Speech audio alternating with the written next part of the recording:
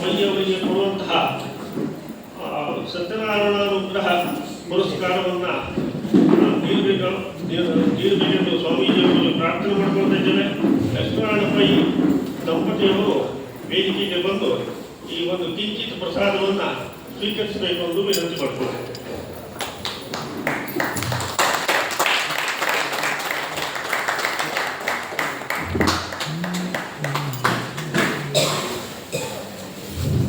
ಈಗ ಲಕ್ಷ್ಮೀನಾರಾಯಣ ಪೈಯವರು ಫಲಸಮರ್ಪಣೆಯನ್ನು ಮಾಡಲಿಕ್ಕಿದ್ದಾರೆ. ಅವರಿಗೆ ನೀಡುತ್ತಿರುವಂತಹ ಸನ್ಮಾನ ಪತ್ರದ ಒಕ್ಕಣಿಕೆ ಹೀಗಿದೆ. ಧರ್ಮ ಸಂವರ್ಧನಾ ಟ್ರಸ್ಟ್ ಪಟ್ಪಾಡಿ ಶ್ರೀ ಸದಾನಂದ ಪೈ ಅವರಿಗೆ ಗುಣಮಾಡುವ ಸತ್ಯನಾರಾಯಣಾನುಗ್ರಹ ಪತ್ರ. ಶತಮಾನದ ಇತಿಹಾಸವಿರುವ 3 ತಲೆಮಾರುಗಳಿಂದ ಬಂದ ದಿನಸಿ ವ್ಯಾಪಾರ ಕ್ಷೇತ್ರವನ್ನು ಜನಸಮುದಾಯಕ್ಕೆ ನೆರವಾಗುವ ರೀತಿಯಲ್ಲಿ ವ್ಯಾಪಾರ ರಂಗವಾಗಿಸಿದ ತಮ್ಮ ಕೌಟುಂಬಿಕ ಪರಂಪರೆಯಿಂದ ಬಂದಂತಹ ರೀತಿಯಲ್ಲಿ ಬೆಳೆಸಿ ಸಂಸ್ಥೆಯನ್ನು ಮುನ್ನಡೆಸಿಕೊಂಡು ಬಂದಂತಹ ಶ್ರೀ ಸದಾನಂದ ಪೈಯವರಿಗೆ ಶ್ರೀ ವೇದವರ್ಧನ ತೀರ್ಥ ಶ್ರೀಪಾದರ ಸಮುಪಸ್ಥಿತಿಯಲ್ಲಿ ಗುಣಮಾಡಿದ 2025ನೇ ಸಾಲಿನ ಶ್ರೀ ಸತ್ಯನಾರಾಯಣ ಅನುಗ್ರಹ ಸನ್ಮಾನ ಪತ್ರ ಗೋಪಾಲಕೃಷ್ಣಾಚಾರ್ಯ ಮತ್ತು ಸಾಮೂಹಿಕ ನರಸಿಂಹಾಚಾರ್ಯ.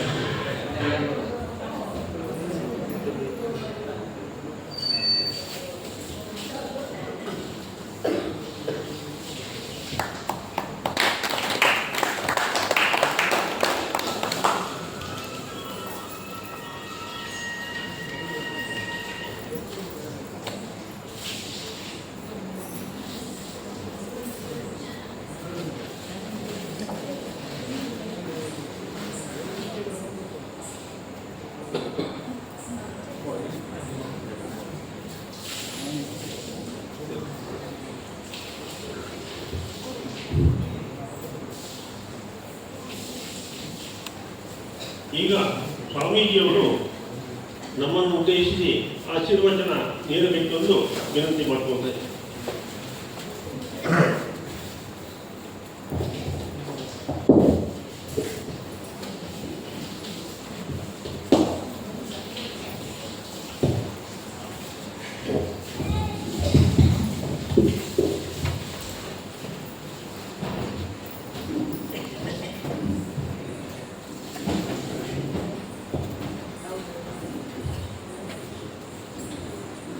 व्यासाय भगनाशाय श्रीशाय भगराशये हृद्याय शुद्धविद्याय मध्वाय च नमो नमः. तपोविद्या विरक्त्यादि सद्गुणौ खाकरानहं वादिराजगुरुन् वन्दे हयग्रीवदेश्वराय ಶ್ರೀ ಗುರುಭ್ಯೋ ನಮಃ. ಇವತ್ತು ಸಾಮೂಹಿಕ ಸತ್ಯನಾರಾಯಣ ಪೂಜೆ ನಡೆದಿದೆ. ಸತ್ಯನಾರಾಯಣ ಅಂತ ಹೇಳಿದ್ರೆ ಪರಮಾತ್ಮನ ಹೆಸರು. ಪರಮಾತ್ಮನಿಗೆ ಸತ್ಯ ಅಂತ ಹೆಸರು ಯಾಕೆ ಅಂತ ಹೇಳಿದ್ರೆ ಪರಮಾತ್ಮ ಯಾವಾಗಲೂ ಸತ್ಯವನ್ನೇ ಹೇಳ್ತಾನೆ. ಪರಮಾತ್ಮ ಹೇಳಿದ್ದು ಸತ್ಯವೇ, ಸತ್ಯವನ್ನೇ ಹೇಳ್ತಾನೆ. ಅಷ್ಟು ಮಾತ್ರ ಅಲ್ಲ, ಹೇಳಿದ್ದು ಸತ್ಯವಾಗ್ತದೆ. ಅಷ್ಟು ಮಾತ್ರ ಅಲ್ಲ, ತನ್ನ ಭಕ್ತರ ಮಾತನ್ನು ಸತ್ಯ ಮಾಡ್ತಾನೆ ಪರಮಾತ್ಮ. ಉದಾಹರಣೆಗೆ ಪ್ರಹ್ಲಾದ, ಪರಮಾತ್ಮ ಎಲ್ಲಾ ಕಡೆ ಇದ್ದಾನೆ, ಈ ಕಂಬದಲ್ಲೂ ಇದ್ದಾನೆ, ಈ ಕಂಬದಲ್ಲೂ ಇದ್ದಾನೆ ಅಂತ ಹೇಳಿದ್ದಕ್ಕೆ ಹೊಡೆದಾಗ ಪರಮಾತ್ಮ ತನ್ನ ಭಕ್ತನ ಮಾತನ್ನು ಸತ್ಯ ಮಾಡಬೇಕು ಅಂತ ಪರಮಾತ್ಮನೇ ಪ್ರತ್ಯಕ್ಷನಾದ.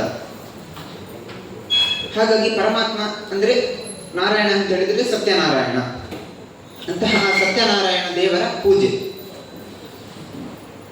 ಕಲಿಯುಗದಲ್ಲಿ ಸತ್ಯನಾರಾಯಣ ಪೂಜೆಗೆ ತುಂಬಾ ಮಹತ್ವ ಉಂಟು. ಯಾಕೆಂತ ಹೇಳಿದ್ರೆ ಈ ಸತ್ಯನಾರಾಯಣ ಪೂಜೆ ಇದು ಹೇಗೆ ಬಂದದ್ದು ಅಂತ ಕೇಳಿದ್ರೆ ಇದು ಪರಮಾತ್ಮ ನಾರದರಿಗೆ ಉಪದೇಶ ಕೊಟ್ಟದ್ದು. ನಾರದರು ಹೋಗಿ ಹೇಳ್ತಾರೆ, ಕಲಿಯುಗದಲ್ಲಿ ಎಲ್ಲಾ ಭಕ್ತರು ಎಲ್ಲಾ ಸಜ್ಜನರು ಕೆಟ್ಟ ಬೇಡದಿದ್ದ ವಿಚಾರವನ್ನೇ ಆಚರಣೆ ಮಾಡಿ ಮಾಡಿ ಹಾಳಾಗ್ತಾ ಇದ್ದಾರೆ. ಅವರಿಗೆ ಏನಾದ್ರೂ ಉದ್ಧಾರ ಮಾಡ್ಲಿಕ್ಕೆ ಏನಾದ್ರೂ ಒಂದು ಹೇಳಬೇಕು ಅಂತ. ಈಗ ಕೃತಯುಗದಲ್ಲಿ ಎಲ್ಲಾ ಸಜ್ಜನರು ಪರಮಾತ್ಮನ ಅನುಗ್ರಹ ಬೇಕು ಅಂತ ದೀರ್ಘಕಾಲ ತಪಸ್ಸು ಮಾಡ್ತಾ ಇದ್ರು. 1000 ವರ್ಷ, 1,00,000 ವರ್ಷ ಈ ರೀತಿ ತಪಸ್ಸು ಮಾಡ್ತಾ ಇದ್ರು. ಆದ್ರೆ ನಂತರದ ಯುಗ ತ್ರೇತಾಯುಗ. ಈ ತ್ರೇತಾಯುಗದಲ್ಲಿ ಎಲ್ಲರ ಆಯುಷ್ಯ ಕಮ್ಮಿ ಆಯಿತು ಸ್ವಲ್ಪ. ಆಗ ಅವರಿಗೆ ಲಕ್ಷಾನುಗಟ್ಟಲೆ ವರ್ಷ ತಪಸ್ಸು ಮಾಡಲಿಕ್ಕೆ ಆಗ್ತಿರ್ಲಿಲ್ಲ. ಅದಕ್ಕೋಸ್ಕರ ಅದರ ಬದಲಾಗಿ ದೊಡ್ಡ ದೊಡ್ಡ ಯಾಗಗಳನ್ನು ಮಾಡ್ತಾ ಇದ್ರು, ಅನೇಕ ವರ್ಷಗಳ ತನಕ ಆಗುವಂತಹ ಯಾಗಗಳನ್ನು. ಆದರೆ ದ್ವಾಪರ ಯುಗಕ್ಕೆ ಬಂದಾಗ ಅದು ಆ ಆಯುಷ್ಯ ಸಹ ಕಮ್ಮಿ ಆಯಿತು. ಹಾಗಾಗಿ ಯಾಗವನ್ನು ಮಾಡಲಿಕ್ಕೆ ಆಗ್ತಿರ್ಲಿಲ್ಲ, ದೊಡ್ಡ ದೊಡ್ಡ ಯಾಗ. ಅದಕ್ಕೋಸ್ಕರ ದೊಡ್ಡ ದೊಡ್ಡ ವಸ್ತುವನ್ನು ದಾನ ಮಾಡಲಿಕ್ಕೆ ಶುರು ಮಾಡಿದ್ರು.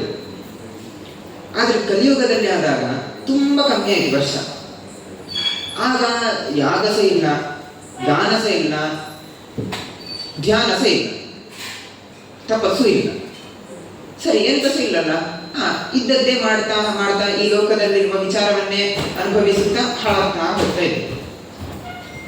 ನಾರದರು ಬಂದು ನೋಡ್ತಾರೆ, ಎಲ್ಲರೂ ಹಾಳಾಗ್ತಿದ್ದಾರೆ. ಒಳ್ಳೆ ಕೆಲಸ ಮಾಡು ಅಂತ ಹೇಳಿದ್ರೆ ಅವರಿಗೇನು ಕೆಲಸ ಸಹ ಗೊತ್ತಿಲ್ಲ, ಒಳ್ಳೆ ಕೆಲಸ. ಅದಕ್ಕೋಸ್ಕರ ಪರಮಾತ್ಮ ಹತ್ರ ಹೋಗಿ ಮತ್ತೆ ಈ ಸತ್ಯನಾರಾಯಣ ಪೂಜೆಯನ್ನು ಅವರು ಮಂತ್ರವನ್ನು ತಕೊಂಡು, ಉಪದೇಶವನ್ನು ತಕೊಂಡು, ನಂತರ ಎಲ್ಲ ಭಕ್ತರಿಗೆ ಆ ಮಂತ್ರವನ್ನು ಉಪದೇಶ ಕೊಟ್ಟರು, ಆ ಪೂಜೆಯನ್ನು ಉಪದೇಶ ಮಾಡಿದರು. ಹಾಗಾಗಿ ಕಲಿಯುಗದಲ್ಲಿ ಶ್ರೇಷ್ಠದ್ದು ಯಾವುದು ಅಂತ ಕೇಳಿದ್ರೆ ಈ ಸತ್ಯನಾರಾಯಣ ಪೂಜೆ. ಬರೀ ಪೂಜೆ ಮಾಡಿದರೆ ಸಾಕಾಗುವುದಿಲ್ಲ. ಕಲಿಯುಗದಲ್ಲಿ ಪರಮಾತ್ಮನ ನಾಮಸ್ಮರಣೆಗೂ ತುಂಬಾ ಮಹತ್ವ ಉಂಟು. ದೇವತೆಗಳೆಲ್ಲರೂ ಕಲಿಯುಗದಲ್ಲಿ ಬರಬೇಕು, ಅವತಾರ ಮಾಡಬೇಕು ಅಂತ ಇಚ್ಛೆ ಪಡ್ತಾರಂತೆ. ಯಾಕೆಂತ ಕೇಳಿದ್ರೆ ಕಲಿಯುಗದಲ್ಲಿ ಪರಮಾತ್ಮ ಸ್ವಲ್ಪ ನಾಮಸ್ಮರಣೆ ಮಾಡಿದ್ರು ಅದಕ್ಕೆ ಅನಂತ ಪುಣ್ಯ. ಈಗ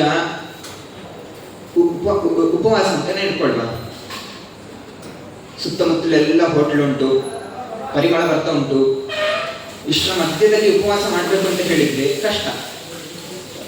ಅದೇ ಏನಿಲ್ಲ, ತಿನ್ನುವಂತ ಅಡಿಗೆ ಮನೆಗೆ ಹೋದ್ವಿ, ಅಲ್ಲಿಯೂ ಏನಿಲ್ಲ, ಆಚೆ ಹೋಟೆಲ್ ಅದೂ ಇಲ್ಲ, ಎಂತ ಸಹ ಇಲ್ಲ, ಮತ್ತೆಂತ ಮಾಡೋದು, ಅನಿವಾರ್ಯ ಉಪವಾಸ. ಈ ರೀತಿ ಉಪವಾಸ ಮಾಡಿದ್ರೆ ಪ್ರಯೋಜನ ಅಲ್ಲ. ಕಷ್ಟದ ಮಧ್ಯದಲ್ಲಿ ನಾವು ಸಾಧನೆ ಮಾಡಿದ್ರೆ ಅದಕ್ಕೆ ಮಹತ್ವ ಜಾಸ್ತಿ. ಹಾಗೆ ಕಲಿಯುಗದಲ್ಲಿ ನಾವು ಡಿಸ್ಟ್ರಾಕ್ಟ್ ಆಗುವಂತಹ ಪದಾರ್ಥಗಳು ಸುಮಾರು ಉಂಟು, ಲೌಕಿಕ ಪದಾರ್ಥಗಳು ಸುಮಾರು ಉಂಟು. ಅದರ ಮಧ್ಯದಲ್ಲಿಯೂ ಪರಮಾತ್ಮನ ಸಂಕೀರ್ತನೆ, ನಾಮಸ್ಮರಣೆ, ಪೂಜೆ ಮಾಡಬೇಕು ಅಂತ ಹೇಳಿದ್ರೆ ಎಷ್ಟು ದೊಡ್ಡ ಕಾರ್ಯ ಅದು. ಹಾಗಾಗಿ ಆ ಫಲವನ್ನು ಪರಮಾತ್ಮ ಸತ್ಯನಾರಾಯಣ ಪೂಜೆ ಮಾಡಿದ್ರಿಂದ ಕೊಡ್ತಾನೆ. ಅಷ್ಟು ಮಾತ್ರ ಅಲ್ಲ, ಆ ಪೂಜೆ ಮಾಡುವಾಗ ಪರಮಾತ್ಮನ ಚಿಂತನೆ ಇರಬೇಕು ಯಾವಾಗಲೂ. ಅಲ್ಲ, ಸತ್ಯನಾರಾಯಣ ಪೂಜೆ ಮಾಡಿದ್ವಿ, ನಮ್ಗೆ ಸಂಪತ್ತು ಬರಬೇಕು ಅಂತ ಹೇಳ್ತೇವೆ. ಸಂಪತ್ತು ಬರಬೇಕು ಅಂತಿದ್ರೆ ಲಕ್ಷ್ಮೀದೇವಿ ಮಾತ್ರ ಆರಾಧನೆ ಸಾಕಲ್ಲ. ಲಕ್ಷ್ಮೀದೇವಿ ಅಲ್ಲ ಸಂಪತ್ತು ಕೊಡುವುದು. ಆದ್ರೆ ಬರೀ ಲಕ್ಷ್ಮೀದೇವಿ ಆರಾಧನೆ ಮಾಡಿದ್ರೆ ನಮ್ಗೆ ಅದು ಆ ಸಂಪತ್ತು ದೊರಕುವುದಿಲ್ಲ. ಈಗ ಉದಾಹರಣೆಗೆ ರಾವಣ ಇರ್ಬೋದು, ಮುಂತಾದ ರಾಕ್ಷಸರು ಇರ್ಬೋದು, ಎಲ್ಲರ ಹತ್ರ ಸಂಪತ್ತಿತ್ತು. ಹಾಗೆ ಇಲ್ಲಿ ನೀವೆಲ್ಲರೂ ಸೇರಿ ಸತ್ಯನಾರಾಯಣ ಪೂಜೆಗೆ ಸಹಕರಿಸಿದ್ದೀರಿ. ಆ ಪುಣ್ಯ ಅದು ಹೆಚ್ಚೆ. ಯಾಕೆಂತ ಹೇಳಿದ್ರೆ ಈಗ ಒಂದು ಏನು ಸತ್ಯನಾರಾಯಣ ಪೂಜೆ ನಡ್ಕೊಳ್ಳ, ಒಬ್ರು ಹೋಗಿ ಹೀಗೆ ಸತ್ಯನಾರಾಯಣ ಪೂಜೆ ಉಂಟು, ಡೊನೇಷನ್ ಕೊಡಬೇಕು, ನೀವು ಬರಬೇಕು ಅಂತೆಲ್ಲ ಹೇಳಿದ್ರೆ ಕೆಲವೊಬ್ರು ಬರ್ತಾರೆ. ಅದೇ ಒಂದು ಇಡೀ ಟ್ರಸ್ಟಿನವರೇ ಹೋಗಿ ಹೀಗೆ ಸತ್ಯನಾರಾಯಣ ಪೂಜೆ ಉಂಟು, ನೀವೆಲ್ಲರೂ ಬರಬೇಕು ಅಂತ ಹೇಳಿದ್ರೆ ಸುಮಾರು ಜನ ಬರ್ತಾರೆ. ಅದೇ ರೀತಿ ಪರಮಾತ್ಮನು ಎಲ್ಲರೂ ಸೇರಿ ಮಾಡಿದಾಗ ಪುಣ್ಯ ಜಾಸ್ತಿ ಕೊಡ್ತಾನೆ, ಬೇಗ ಪ್ರಸನ್ನನಾಗ್ತಾನೆ. ಮತ್ತೆ ಮಾಡಿದಾಗ ಆ ಶ್ರದ್ಧೆ ಇರಬೇಕು, ಇದು ಪರಮಾತ್ಮನ ಪೂಜೆ ಹೊರತು ಇದು ನಾವು ಮಾಡ್ತಿದ್ದೇವೆ, ಏನೋ ಗೌಜಿ ಆಗ್ಲಿಕ್ಕೆ ಮಾಡ್ತಿದ್ದೇವೆ, ಜನರನ್ನು ಒಟ್ಟು ಮಾಡ್ಲಿಕ್ಕೆ ಮಾಡುದು, ಈ ಭಾವನೆ ಇರಬಾರ್ದು. ಲೋಕರಾಷ್ಟ್ರಕ್ಕೆ ಒಳ್ಳೆದೋಸ್ಕರ ಈ ಪೂಜೆ ಮಾಡುವಂತ ನಮ್ಮ ಚಿಂತನೆ ಇರಬೇಕು. ಆ ಚಿಂತನೆಯಿಂದ ಮಾಡಿದಾಗ ಮಾತ್ರ ಪರಮಾತ್ಮ ಕೊಟ್ಟಂತಹ ಅನುಗ್ರಹ ಸಾರ್ಥಕ ಆಗ್ಲಿಕ್ಕೆ ಸಾಧ್ಯ. ಈಗ ಸಂಪತ್ತುಂಟು, ಸಂಪತ್ತು ಯಾವಾಗ ಸಾರ್ಥಕ ಆಗುವುದು? ಆ ಸಂಪತ್ತನ್ನು 6 ಭಾಗ ಮಾಡಬೇಕಂತೆ. ಒಂದು ಭಾಗ ಪರಮಾತ್ಮನಿಗೋಸ್ಕರ, ಧರ್ಮ ಕರ್ಮ ಈ ಕೆಲಸಕ್ಕೆ ಆ ಒಂದು ಭಾಗವನ್ನು ನಾವು ಉಪಯೋಗ ಮಾಡಬೇಕು. ಇನ್ನೊಂದು ಭಾಗವನ್ನು ದಾನ ಧರ್ಮಕ್ಕೋಸ್ಕರ, ಸಮಾಜ ಸೇವೆಗೋಸ್ಕರ. ಇನ್ನೊಂದು ಭಾಗವನ್ನು ಸೇವಿಂಗ್ಸ್ ಅಂತ ಇಟ್ಕೊಳ್ಬೇಕು. ಇನ್ನೊಂದು ಭಾಗವನ್ನು ನಮಗೋಸ್ಕರ ನಾವು ಉಪಯೋಗಿಸಬೇಕು. ಇನ್ನೊಂದು ಭಾಗವನ್ನು ಹೆಂಡತಿ ಮಕ್ಕಳಿಗೆ ಇವರಿಗೋಸ್ಕರ ಇಡಬೇಕು. ಇನ್ನೊಂದು ಭಾಗವನ್ನು ಟ್ಯಾಕ್ಸ್ ಅಂತ ಕಟ್ಟಬೇಕು. ಈ ರೀತಿ ನಾವು ಸಂಪತ್ತನ್ನು ಭಾಗ ಮಾಡಿ ಉಪಯೋಗ ಮಾಡಿದ್ರೆ ಮಾತ್ರ ಆ ಸಂಪತ್ತು ದೊರಕುದು. ಇಲ್ಲದಿದ್ರೆ ಎಲ್ಲ ನಮ್ಗೇನೆ ನಾವು ಮಾಡುದು ಅಂತ ಹೇಳಿದ್ರೆ ಅದು ಇವತ್ತುಂಟು ನಾಳೆ ಇಲ್ಲ. ಹಾಗೆಯೇ ಪರಮಾತ್ಮನ ಪೂಜೆಯೂ ಕೂಡ ಇದು ಪರಮಾತ್ಮನಿಗೋಸ್ಕರ. ಪರಮಾತ್ಮನ ಪೂಜೆ ನಾವು ಯಾಕೆ ಮಾಡುದು? ಎಲ್ಲರಿಗೋಸ್ಕರ ಒಳ್ಳೇದಾಗ್ಲಿಕ್ಕೋಸ್ಕರ ಮಾಡಬೇಕು. ಸರ್ವೇ ಜನಾಃ ಸುಖಿನೋ ಭವಂತು ಅಂತ ಹೇಳುದು. ಬರೀ ನಮಗೋಸ್ಕರ ಪರಮಾತ್ಮ ಅನುಗ್ರಹ ಮಾಡುವಂತ ನಾವು ಪ್ರಾರ್ಥನೆ ಮಾಡೋದಲ್ಲ.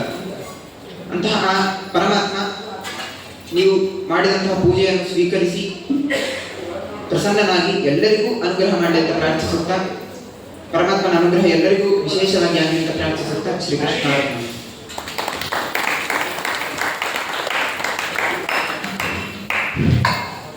ಆಶೀರ್ವಚನ ನೀಡಿದ ಸ್ವಾಮೀಜಿಯವರಿಗೆ ಅನಂತ ಕೃತಜ್ಞತೆಗಳು.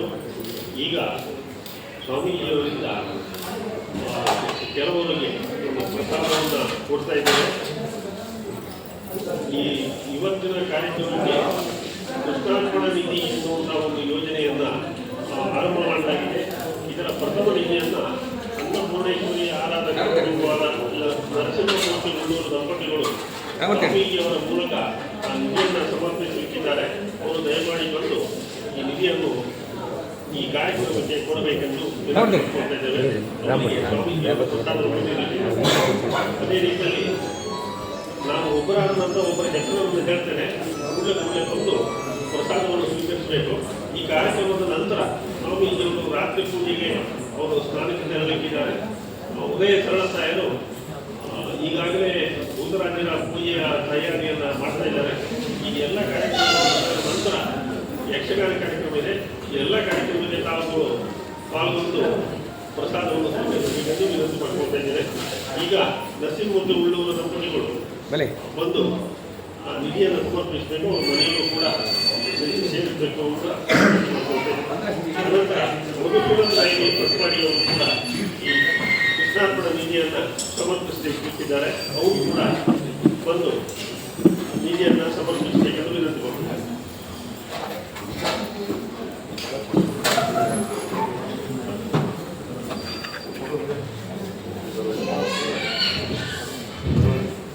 ಎಲ್ಲರೂ ಕೂಡಲೇ ಹೆಸರು ಹೇಳಿದವರು ಕೂಡಲೇ ಬಂದು ಆ ನಿಧಿಯನ್ನು ಸಮರ್ಪಿಸಬೇಕು. ನಂತರ ಪ್ರಸಾದವನ್ನು ಸ್ವೀಕರಿಸಬೇಕು.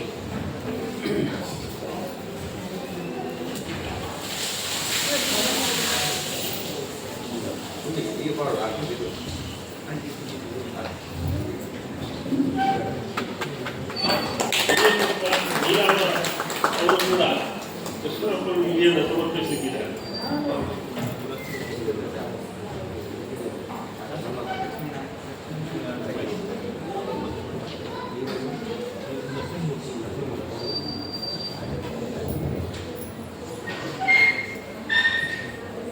ಇವತ್ತಿನ ಕಾರ್ಯಕ್ರಮಕ್ಕೆ ವಿವಿಧ ರೀತಿಯಲ್ಲಿ ಸಹಕಾರ ನೀಡಿದ ಗಣ್ಯರ ಹೆಸರುಗಳನ್ನು ಹೇಳ್ತೇನೆ. ಅವರು ಕೂಡ ಬಂದು ಪ್ರಸಾದವನ್ನು ಸ್ವೀಕರಿಸಬೇಕೆಂದು ವಿನಂತಿ ಮಾಡಿಕೊಳ್ತಾ ಇದ್ದೇನೆ.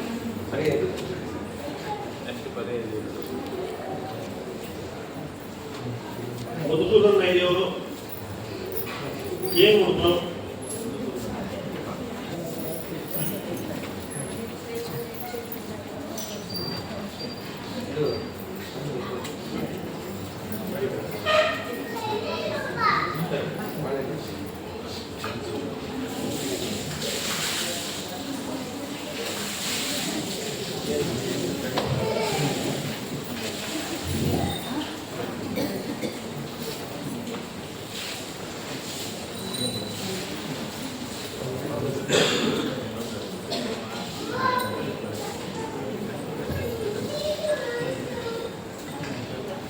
ಎಲ್ಲರೂ ಕೂಡಲೇ ಬಂದು ಪ್ರಸಾದವನ್ನು ಸ್ವೀಕರಿಸಬೇಕೆಂದು ವಿನಂತಿ ಮಾಡ್ಕೊಳ್ತೇನೆ.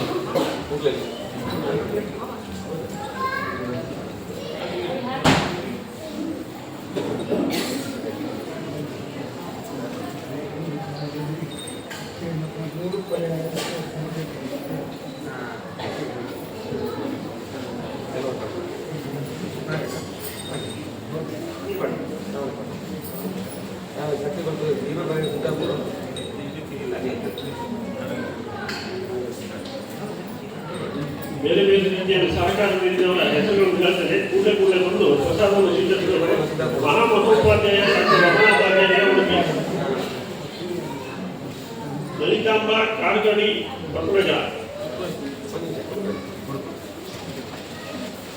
ಶರತ್ ಭಂಡಾರಿ ಮಟ್ವಾಡಿ, ಶಿವರಾಮ್ ಭಟ್ ಕಂದಾಡಿ, ಅಪ್ರಮೇಯ ನಾಗರಾಜ್ ಬೆಂಗಳೂರು, ಸುಬ್ರಹ್ಮಣ್ಯ ಹೆಬ್ಬಾರ್ ಕಾಂಗಡ, ಉಮೇಶ್ ಬಳೆಗಾರ್ ಮುಂಬಾಡಿ ಗುಡ್ಡಾಡಿ, ಮುರಳೀಧರ್ ಭಟ್ ಕಾಳಿಕಾಪುರ ಹೊಸನಗರ, ನರಸಿಂಹ ಪೂಜಾರಿ ಸಾಲಿಗ್ರಾಮ, ಶೇಖರ್ ಪೂಜಾರಿ ಶಿವೂರು. ಎಲ್ಲರೂ ಕೂಡಲೇ ಪ್ರಸಾದವನ್ನು ಸ್ವೀಕರಿಸಬೇಕು.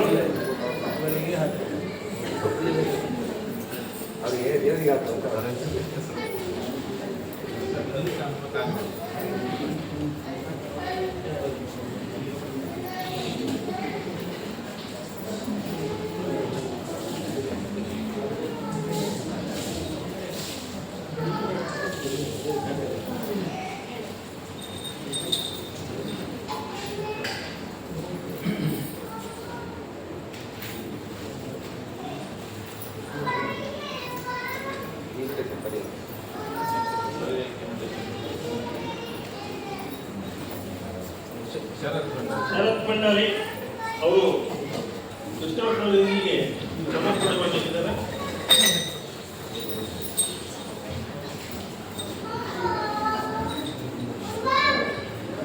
ಎಲ್ಲರೂ ಕೂಡಲೇ ಬರಬೇಕು. ಶಿವರಾಮ ಭಟ್ ಭಂಡಾರಿ, ಅಪ್ಪನೇ ನಾಗರಾಜ್, ಸುಬ್ರಹ್ಮಣ್ಯ ಕಾರ್ಕಳ, ಉಮೇಶ್ ಬಳೆಗಾರ್ ಮುಂಬಾಡಿ ಗುಡ್ಡಾಡಿ, ಮುರಳೀಧರ್ ಭಟ್ ಕಾಳಿಕಾಪುರ ಹೊಸನಗರ, ನರಸಿಂಹ ಪೂಜಾರಿ ಸಾಲಿಗ್ರಾಮ.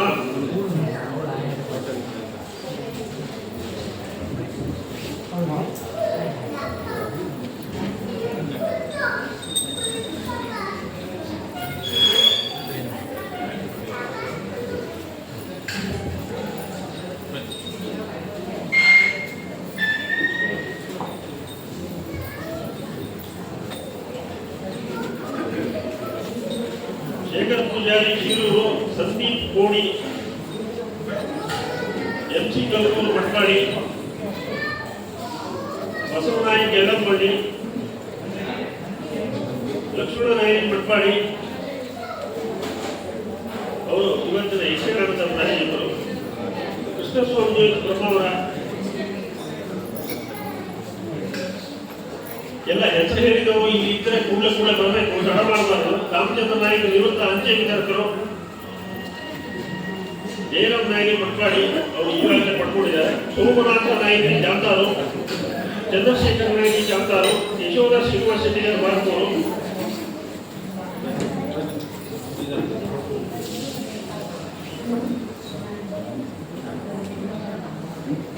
ಯಶೋಧ ಶ್ರೀನಿವಾಸ ಶೆಟ್ಟಿಗಾರ್ ಬಾರ್ಕೋರು, ಲೀಲಾವತಿ ಕೃಷ್ಣಮೂರ್ತಿ ಚಿಕ್ಕಮಗಳೂರು, ಚಂದ್ರಕಾಂತ ನಾಯಕ್ ಮಟ್ಪಾಡಿ, ಪ್ರಶಾಂತ್ ನಾಯಕ್ ಮಟ್ಪಾಡಿ.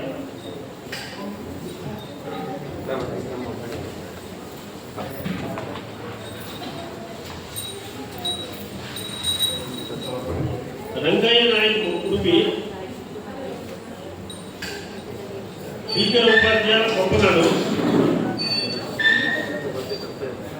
ಸಾತ್ವಿಕ್ ಭಟ್ ಕೆಮ್ಮಣ್ಣು, ಆದಿತ್ಯ ಮುತ್ತಿನಗೊಪ್ಪ,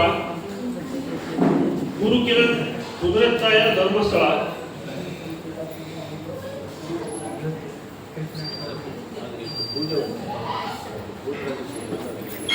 ನವಕರ ಶ್ರೀಧರ್ ಭಟ್, ಚಂದ್ರಶೇಖರ್ ಭಟ್ ಹೆಮ್ಮಾಡಿ, ದಿನೇಶ್ ಆಂಜನೇಯ ಉಡುಪಿ, ಶ್ರೀನಿಧಿ ಭಟ್ ಮರಳೆ, ಶ್ರೀಶ ಭಟ್ ಕಡೆಕಾಲು, ಸುಜಯ ಭಟ್ ಪುತ್ತೂರು, ಜಂಬೆ ವೀರೇಂದ್ರ ಭಟ್, ಉಮೇಶ್ ಭಟ್ ಕೋರಂದೂರು, ನರಸಿಂಹ ಕೊಳಚೆ ಆಯನೂರು, ಪ್ರಕಾಶ್ ಹೊಳ್ಳ ಗುಂಡಿ, ಸತೀಶ್ ಐತಾಳ, ರಾಮಕೃಷ್ಣ ಕುಂದರ್, ಸೂರ್ಣ ಅಣ್ಣಗಾಳಿ ಇವರೆಲ್ಲರೂ ಕೂಡ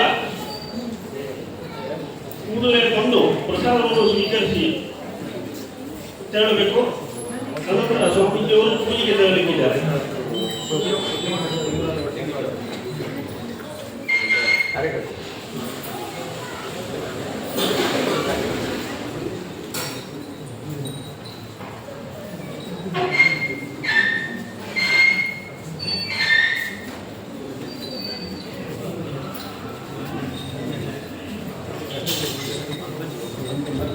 ಪ್ರಭಾಕರ್ ನಾಯಿಯವರು ನಾಯಿ ಸಮಾಜ ಸುಧಾರಕ ಸಂಘದವರು ಅಧ್ಯಕ್ಷರು.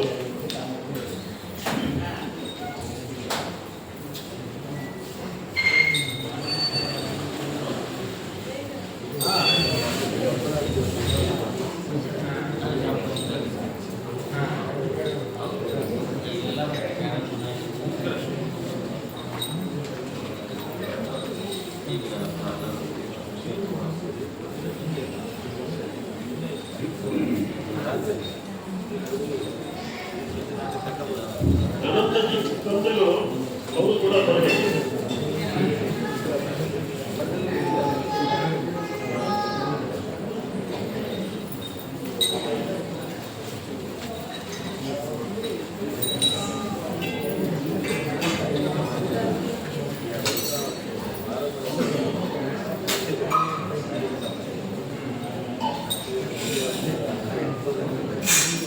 ಈ ಸಭಾ ಕಾರ್ಯಕ್ರಮ ಈಗ ಮುಕ್ತಾಯಗೊಳ್ತಾ ಇದೆ.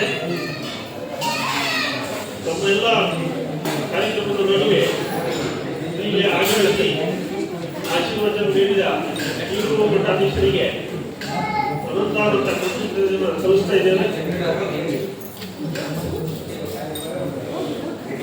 ಒಂದೊಂದ ಎಲ್ಲ ಭಕ್ತಾದಿಗಳಿಗೂ ಕೂಡ ಅನಂತಾನಂತ ಕೃತಜ್ಞತೆಗಳು. ಈಗ ಮಕ್ಕಳ ಹೊತ್ತಿನಲ್ಲಿ ರಾತ್ರಿಯ ಪೂಜೆ ಆರಂಭ ಆಗ್ತದೆ. ಭೂತರಾಜನ ಪೂಜೆ ಕೂಡ ನಡೀತದೆ. ಎಲ್ಲರೂ ಪ್ರಸಾದವನ್ನು ಸ್ವೀಕರಿಸಿ ತೆರಬೇಕು. ಅನಂತರ ರಾತ್ರಿಯ ಯಕ್ಷಗಾನ ಕಾರ್ಯಕ್ರಮದಲ್ಲಿ ಪಾಲ್ಗೊಳ್ಳಬೇಕೆಂದು ವಿನಂತಿ ಮಾಡಿಕೊಳ್ಳುತ್ತೇನೆ.